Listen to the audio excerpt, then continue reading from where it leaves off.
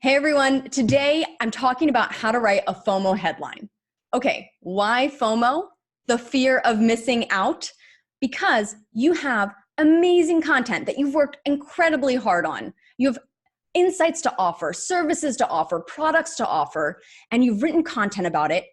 And you want to give your audience the feeling that they're missing out if they don't click on your headline to access your content.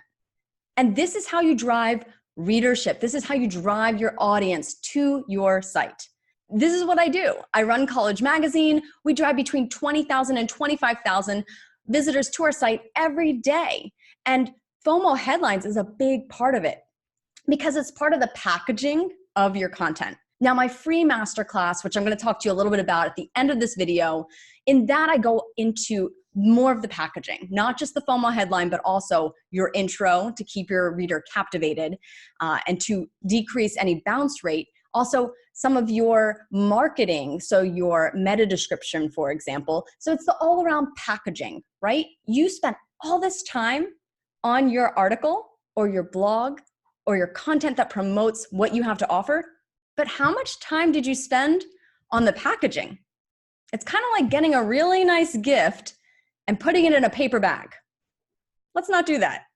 Okay, so let's get FOMO. So how do we give your audience the fear of missing out if they don't click on what you have to offer? The first way is communicating the value that you have to offer in your title. So be really clear in what you're going to offer them. It sounds simple, but you don't want to get too witty or too punny or worry too much about alliteration, for example, right? Be really clear and explain what the value is. So, for example, in an article on College Magazine, we talk about all the ways to stay awake in class. You know, you're feeling like your eyes are droopy and you can barely stay awake, but you know you need to listen to this lecture. Like, that's what that article offers. And the title is How to Stay Awake in Class, Even in 8 a.m. Lectures. Wow, you know as the reader, we're about to deliver you a ton of value for something that is a problem, right? You're feeling sleepy, we're about to tell you how to stay awake in class. You know, we did the keyword research on that term, how to stay awake in class, and we rank for that term, and that article gets thousands of visitors every month. If you're kind of confused what I'm talking about when I mention keywords and ranking on search, feel free to check out my SEO masterclass where I go into all of that. Second, you want to say you in your headline. Yes, second person point of view. Talk to your audience. Let them know you're there for them. So put the word you in your headline. It doesn't mean every time you have to do it, but we find that it's very valuable. We have 8,000 articles on our site. We notice what gets the most attention. And if you're giving advice, if you're providing expertise, if you're providing a guide, show your audience it's for them. Put the word you in there. Number 3, numbers, numbers, numbers. Let me tell you, you are further communicating the value that you're about to offer by being really clear. Hey, I'm about to offer you 10 reasons, 10 ideas. Like I said, at College Magazine, thousands of articles, we notice the trend. There is a power in the number 10.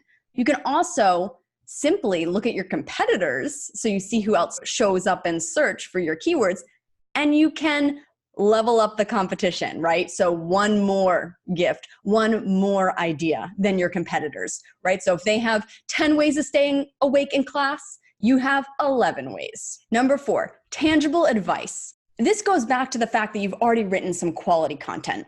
If you don't have quality content that you're writing this headline for, that's another story. What can you do to convey that? You can simply let your reader know that they're about to get ideas, reasons, that they're going to get your expertise. They're going to be able to read this content and take action from there, get something that they didn't know before. So let that be clear. Instead of something like a little more throwaway, like tips, things, right? These words have very little weight to them. So you want to make sure your headline packs that clout, shows them that you've got something tangible to offer. Nobody wants your tips. Let's give them ideas. For example, do you want tips on how to create an amazing graduation cap? Or do you want 10 ideas for graduation caps so then you can put those ideas into action and design your cap today? Less tips, more ideas. Last but not least, you know your audience best. So be relatable. Put yourself in their shoes and think about what makes sense for them. Where are they at in their life? What's something you could even reference? We have an article on our site about the 21 different ways to say, "You're my person." Clearly, we know that our audience watches Grey's Anatomy. They know that we're talking about, when we say, "You're my person," we're talking about Christina Yang and Meredith Grey. It never hurts to tie in those references to speak that language that your audience is speaking, because you know them best. So have fun with it. And this is just the tip of the iceberg, guys. These are just some easy ways for you to start implementing some FOMO into your title writing. If you're ready to level up your headlines, please take my free masterclass. It's my free FOMO and intro masterclass. I'm so excited to walk you through this process.